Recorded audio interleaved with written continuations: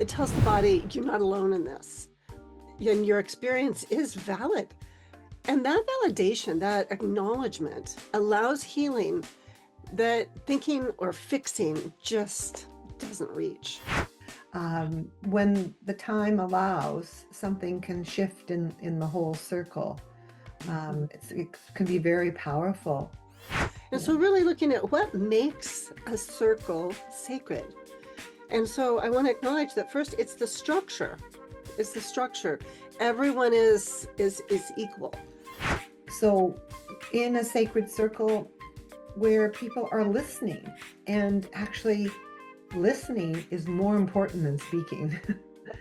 The experiences of being, and I imagine every human's had these experiences. I know I certainly have experiences of being excluded, left out, silenced, or shamed.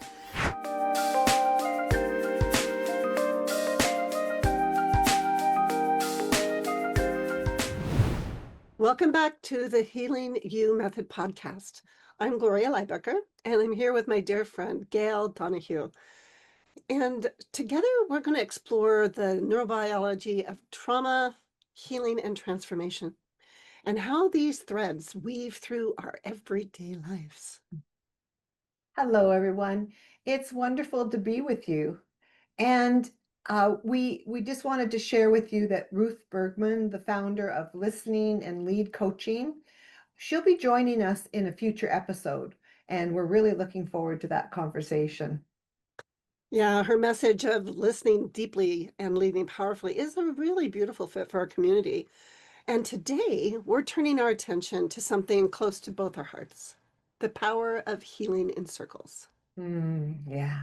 So today we're going to be exploring why being witnessed without fixing is so transformative. And we'll be looking at what makes a circle sacred. Yeah, we'll talk about resonant witnessing, relational repair, and the way that our nervous systems co-regulate in safe communal spaces. Let's begin with this question. And it might be a curious question for you, but looking at why is being seen in a safe space so healing for our limbic brain? And the limbic system is the part of our brain that's wired for connection. And so when we're met with resonance, our nervous system feels less alone. Yeah, it does. I mean, being witnessed in safety, that neuroception of safety, it brings us back into regulation. So it's a co-regulation. It tells the body, you're not alone in this, and your experience is valid. And that validation, that acknowledgement allows healing that thinking or fixing just doesn't reach. Mm. You know, there's a time in our healing circles, you know, the sacred circles, where there was a woman and she arrived holding herself really tightly. Her shoulders were kind of drawn up around her ears and her eyes just kept darting back between the different people in the group. And it was like she was just waiting for an impact. Mm. And she'd been carrying grief for years. And it's the kind of that, I don't know, there never finds words. There's just this constant tension there. So as she actually began to share, her voice, it trembled, and she paused very often, and then she would apologize when she'd start to cry, yet no one interrupted her. The circle just simply breathed with her. There was no fixing or no advice, just presence. It was just so beautiful. And after a few minutes, you could just see something shifted. Her breath deepened and her shoulders dropped, and she looked up and she could look into the eyes of those around her. And in that moment, it's like her body remembered what safety feels like, you know? And then the tears could give way to just a soft stillness. And she said something like, you know, I didn't know that I could be seen like this and Mm. still be okay. And that was the healing, you know, so it's not necessarily a technique. It's not an insight, but it's that nervous system actually receiving and absorbing that feeling felt experience the message that's always longed for. You're not alone. You are safe and you do belong. Yeah. Yeah, I've experienced that in group work as well. The time where it slows down enough where a person can really feel witnessed with that raw, wounding truth, and it's without anyone jumping in to offer solutions or to fix it. When the time allows, something can shift in the whole circle. Mhm. It can be very powerful. Yeah. And right now, I would just invite our listeners, if you can recall a time when you felt truly seen without judgment or advice. And I want to acknowledge that maybe that hasn't happened for you, Mm, because being in circles with groups of people, you may have only had experiences where it's unpleasant, and it isn't a place where your body can relax. So I do want to acknowledge that, because it is something that takes the facilitator and the group, consciously being aware of working to create that container of safety. But just yeah. going back to a memory, if you did have a sense of Mm, being truly seen without judgment and advice, what did your body experience in that moment? I mm, know that if I think about, myself, when, there's more times now, but initially, uh, it was, wow, a little bit of relaxation, which gave me a little bit of relief that I could breathe more rather than no breathing basically happening. It was only just little sips of air happening in the top part of my chest. mm. Yeah. Yeah, but it was a beginning. Those little Mhm. micro movements, Yeah. that's a beginning. And Yeah. so really looking at what makes a circle sacred. And so I want to acknowledge that first it's the structure. It's the structure. Everyone is equal. There's no one above or below. And so the circle, the symbol of a circle, that structure itself symbolizes wholeness and safety. Yeah. Yeah. And then in the circle, it's also the tone of everyone there, the quality of the presence of Mm, everyone in that circle. So in a sacred circle where people are listening, and actually listening is more important than speaking, and slowing down and actually having some silence, that's honored mhm. as much as the speaking is. It's different than circles that we're used to, where everybody's getting their opinion out, or wants to be, have their words heard as the solution or the advice, etc. Yeah, it's sacred because it holds space for the truth of the human experience. And that's part of setting the container at the beginning of any circle. But all of the different emotions, grief, joy, shame, love, they're all welcome without trying to change them. And a good example, or I love, I love the examples of the healing herd. You know, when I'm with them, I'm reminded of what that sacred circle truly does mean. And the horses, they model it so effortlessly. They're standing together, they're grounded, and they're tuned into one another. They're certainly not rushing around to try and fix or analyze. They actually hold space. And so, in that shared field of presence, the energy can begin to move on its own. So, those old stories can soften. You can witness the body's release, and the truth finds its way up to the surface. And that's the power of that resonance. I love the neuroscience too about Mhm. the um, the energetic fields when we all gather together. And this is experienced too, even when you're, in a group online, there is a contagion where you're all together. Mhm.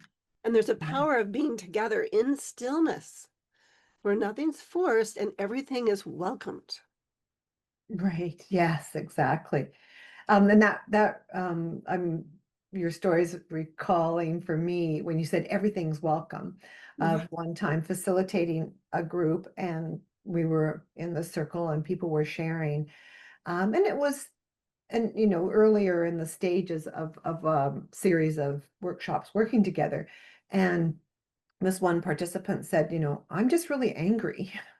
Um, it was related to a team had made a decision and she wasn't involved in that decision. So Mm, she was really angry, upset about not being involved in it. And she said, I don't want to be, but I am.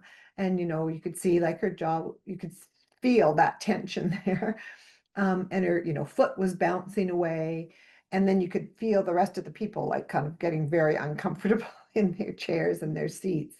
And go moving into defending or having an explanation. So it was really just shifting the invitation for the group, to look at what was happening and looking at some resonance.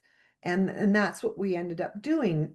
Again, not advice and not responses. And this was after there was an invitation for the person just to speak more about what was mhm. happening for them and the story that they were telling themselves about what had gone on, that they weren't worthy and they were invisible, etc. They didn't know enough. And in the resonance circle that we did afterwards was just an invitation to people to say what moved them with hearing what was shared with this experience. So, moving away from that readiness to defend Yeah. and looking at what was really happening for this person. And it really helps, that sacred circle piece really helps to um, loosen the tightness of the boundary around what's happening to contain this anger. And it just let, oh, well, this was her experience. And it helped the room feel different. It wasn't, it was just sort of a bit wider. It wasn't so contained and Yeah. small.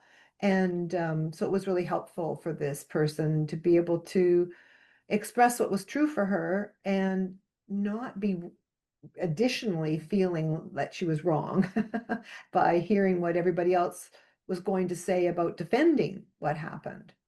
Yeah. Yeah. So I'm really hearing the intentionality.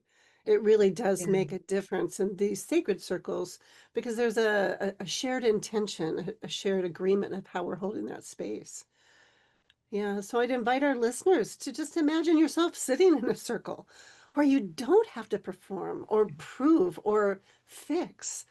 And just notice what happens in your body when you can have that neuroception of safety, that kind of safety. It's quite Yeah. profound. First time I experienced it was, it is always profound, but the first time it really blew me away. Yeah. Yeah. And, maybe you don't have access to feeling that kind of safety, but you'd be starting on this journey already by just noticing what's happening in your body. So that's a beginning. Yeah. And when we gather in circles, something else happens. Mm. And you've alluded to it, Gloria, where you talked about our nervous systems start to entrain and synchronize with others. Mhm. And it becomes a communal nervous system.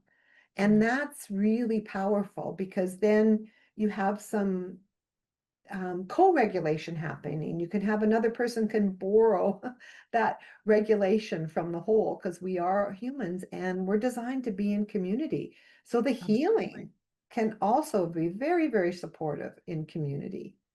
Yeah, that's how the relational repair actually unfolds. There's a ripple effect there. The experiences of being, and I imagine every human's had these experiences. I know I certainly have experiences of being excluded, left out, silenced, or shamed. And those experiences can begin to soften when we're then included, we're heard, and we're honored in a circle. Yeah, yeah, you're sharing that, Gloria, reminds me of a time of being at a workshop and this one participant had was feeling because of the interaction that happened very overlooked and not able to have a voice and similar to the other one that I had just said about not being included, not being Mhm. asked and really Important. heard. Yeah. And luckily, there was enough there to reach out and get some support, which is exactly what that person needed to get some resonance so that Mhm. their nervous system could calm down and be resourced by another person. And through that interaction, this person was able to come back to the larger group more resourced because their nervous system, their limbic system had been calmed. Mhm. And a really important shift happened, and they shared it with me afterwards, is that they were able to go back to the group, which, normally wouldn't have happened so easily and with being resourced as well as they were. But another one, it just kind of like flipped the switch where, oh, they had that safety there. They realized that it wasn't about them. It was about like that whole group having the dysregulation at times. Mhm. And then having that support of safety to be able to be held and be able to be seen of what it's like to be you, they could go Yeah. back into that group. But it was such a significant change with this safety. It Yeah, I really love helped that. this person to be able to move forward. Well, what I'm hearing in that that's so beautiful, and I want to highlight it, is because that person had the courage to reach out and have the co-regulation, then that's a beautiful example of the internal repair work. And Yeah, so because there was that repair, there's that shift you talked about, the recognition of something new that couldn't be seen before because the repair hadn't been made. And once it was made, it was like such a strong building block. That's so exciting. I love highlighting yeah, that. That was a beautiful story. Thank you. yeah. So I Yeah, invite our listeners. Oh, go ahead. oh, sorry. Yeah, I was just gonna say, like, it's so important that we recognize it is building blocks. What Yes. we're talking about and sharing doesn't happen in one session. And it can take much longer time as well. Yeah. Yeah. And that's so individual for each person and depending on what the container is that you're in. But I Mhm. want to highlight that those building blocks are very solid. They're a structure that really continues to help people to really grow and heal. So again, inviting our listeners to take a breath and just imagine that for yourself, that for your nervous system to rest into the rhythm of a circle that welcomes all of you. And what shifts within you as you imagine that? Because the power of the imagination is powerful, very powerful. Yeah. Yeah, so today we have gotten to explore the power of being witnessed without fixing and why that limbic brain heals in safe spaces and what makes a circle sacred. Our invitation for you this week is to notice, where do you long to be witnessed? Where are you feeling alone and you're longing to be seen? And that might you might just notice that because it might not happen. So we would invite you to then look at where can you offer yourself the gift of presence without making yourself wrong and without needing to fix it, Yeah. just to be present with what is. Yeah. And that is giving us a great segue into our next episode, which is, oh, I love this topic, Gloria, when we're looking at shame, and we'll be looking at unraveling shame in relationship. Yeah, we're going to get to explore what happens when we name the unspeakable in a safe community and how shame can begin to dissolve through that resonance, the collective empathy and somatic release. So until next time, may you find circles that honor your truth and nourish your nervous system. And may you discover that sacred power of being seen just as you are, even like just yourself doing that. Yes. Thank you. Thank you.